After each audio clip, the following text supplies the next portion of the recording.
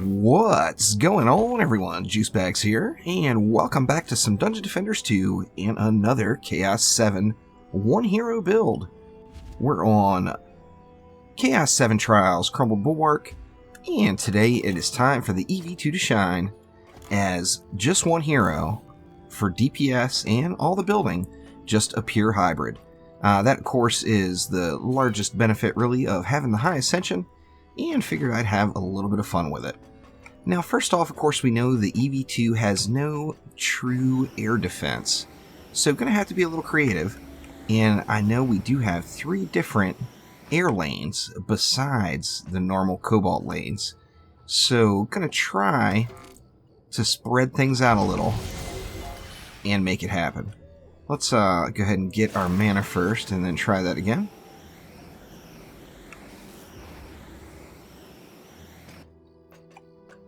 Let's see here. I think just 2 nodes maybe could get the job done. I'm hoping anyway. I don't know if that is going to work, but I am going to give it a shot. And then we've got 2 flyer lanes on this side that both actually go along with the regular path. So I'm going to go ahead and put weapon manufacturers right here. Some more weapon mans right here. And hopefully that is going to handle the 3 different air lanes. Now, taking a look at the EV, of course, before we move on any further, going to be using defense crit damage, frosty beams, of course, and power transfer on a medallion for my proton beams, and defense critical damage, deadly strikes, and power transfer on the weapon manufacturers. And let's see what else we can do here. I'm definitely going to have to pay attention to the mana, where although you do have 300 per lane if you choke the 2 top lanes down to 1, you do still have to be careful. And I am going to spread these weapon mans out, where instead of having a lot of damage right up front, I'm going to be able to stretch it just a touch. In fact, let's go ahead and get some protons in the mix as well. I'm going to double stack proton beams. Or should I even go 3? Something like this. And hopefully that makes it so I can just about ignore that lane. And then when we take a look over here, of course, this entrance will be our biggest challenge. And I'm going to put a triple stack of weapon manufacturers right here, right at the start of it. I'm going to go ahead and beam it up on the stairs. Now here I'm going to use the little double V technique that I like to use. And hopefully that is going to hold that one. Now that only leaves me 150 DU left, which is not a ton. And it means I've got a few different choices. Now, instead of stacking more weapon mans, I am actually going to go really heavy proton beams right here in hopes that the flyers will be completely burned off by the time it makes it here. I've got another 90 left, so still going to do the double V, but I'm going to extend it out just a little bit funky shape there. That actually leaves me 30 more. You know what? Let me try it like this. We'll go with the V, and since I have 30 more, why don't we go ahead and connect it together for the old Star Trek logo and see how well that works. That's leaving me 10 left over. I feel like I should be using it, so I think for this 10 we'll slide it in right here just to extend this proton beam out just a little bit further. Maybe something like that as a little last resort beam, as I'm pretty confident some Lady Orcs will probably make it through there. Now, 300 DU left, kind of a no-brainer. All we can upgrade is the proton beams, so proton beams it is. And we'll call it good there. Now, I am definitely going to have to really watch this top lane here. and make sure that nothing is making it past. That bottom lane does not have me too worried, and it actually looks like my flyer control worked too. I'll have to check the next pack of flyers that come rolling out. Yeah, looks like we got our first escapee here. Definitely going to have to pay attention for any lady orcs that get sneaky and decide to come on through. So, going to be crucial to watch the mini-map. Let's check out these kobolds here. And one is getting hit. Are they both getting hit? Looks like it. Ooh, didn't kill him though. Oh, yes it did. Spoke too soon. Now a few upgrades on those protons down below, and I think the lady orcs will, or should at least, get burned before they get through that huge stretch of protons down at the bottom. Yeah, nothing left but a couple of flyers. I'm just going to manually burn those. I did decide to go with this weapon instead of the McManus. The McManus, of course, still my overall DPS favorite for a hero damage charge shot build. However, the Gridlocker brings just huge entertainment value, and it still packs a punch. So definitely wanted to fit it in just for a little extra fun, as of course you can't ever go wrong with that. And let's see, let's get double ups, or do we want to even go triple ups down here? Let's do it. And that should really help that situation out. 175 left. I'm thinking I'm just going to pop it into the largest proton beam here and hope that that holds back any of those berserkers before they make their stretch for the core here. I'm so worried about those flyers over there. I've used flame auras up there before, effectively. But this is the first time I've ever actually tried weapon manufacturers there, so I'm a little bit nervous about it. And just keeping an eye on the minimap and making sure there's no unnecessary badness.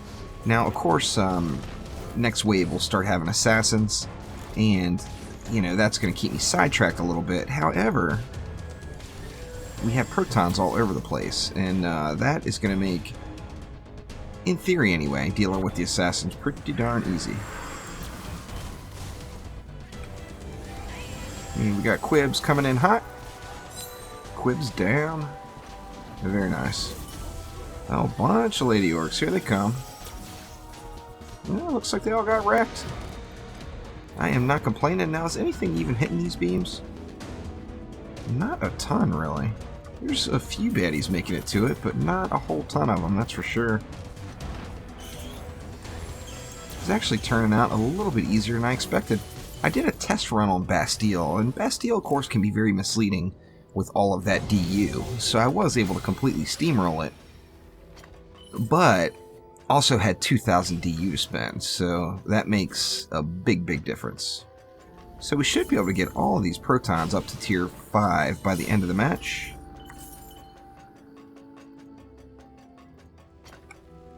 Let's see, let's get that one up to tier 5 as well. And move right along here. Wave 3, so we've got the assassins coming now. And my plan is just to kind of run into wherever protons I am near at the time, in hopes that they handle things. Very nice.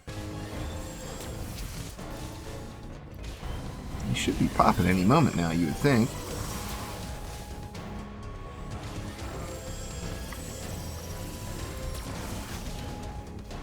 See if these are putting in any more work. You know what? They have done no more damage yet. Wow. They're not much. It looks like the only thing making it to them is a couple of berserkers here and there. And we got a siege roller here, so... Now, luckily, with no walls, I can pretty much take my time with that. However, it is at the closest entrance here, so... I'm gonna have to hop on it eventually, but I do want to make sure that the other lanes are burned first. Right, got the lucky one-shot down below. And of course now, my kitty cat has been used, though. So I'm going to take a couple of shots. And there we go. So wave 3 in the bag, and now I think everything on the map will be upgraded as far as it can go. Which Protons fully upgraded are just absolute, just beast mode. No doubt about that. What do we got there? No hero health on it. That's unfortunate. With the playstyle I generally stick with, I tend to like to stack hero health as much as I can, just because I am a squishy one, and I, for some reason, keep running up and getting in baddies' faces, which is never a good combination. Alright, looks like all my upgrades are done here by the start of wave 4, with plenty of mana left over.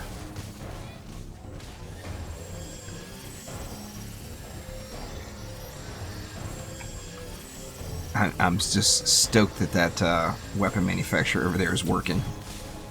Like I said, I've used auras over there before to success, but I was unsure if the weapon mans would work, and they're getting the job done. Let's see some wave 4 bads, see if it burns both of these. Get a charged shot ready to go, or a charged secondary ready to go. Oh yeah, they are just handled.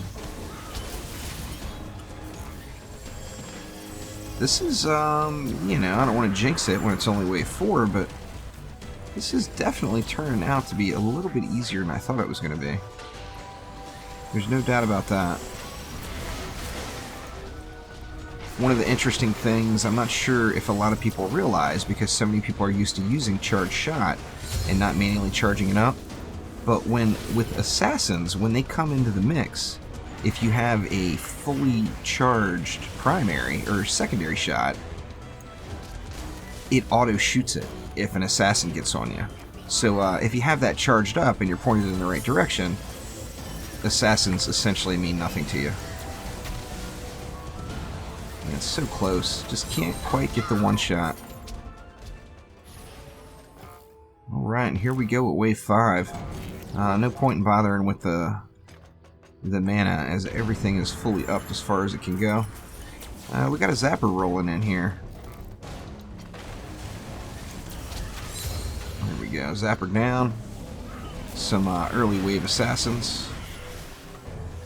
Assassins down as well.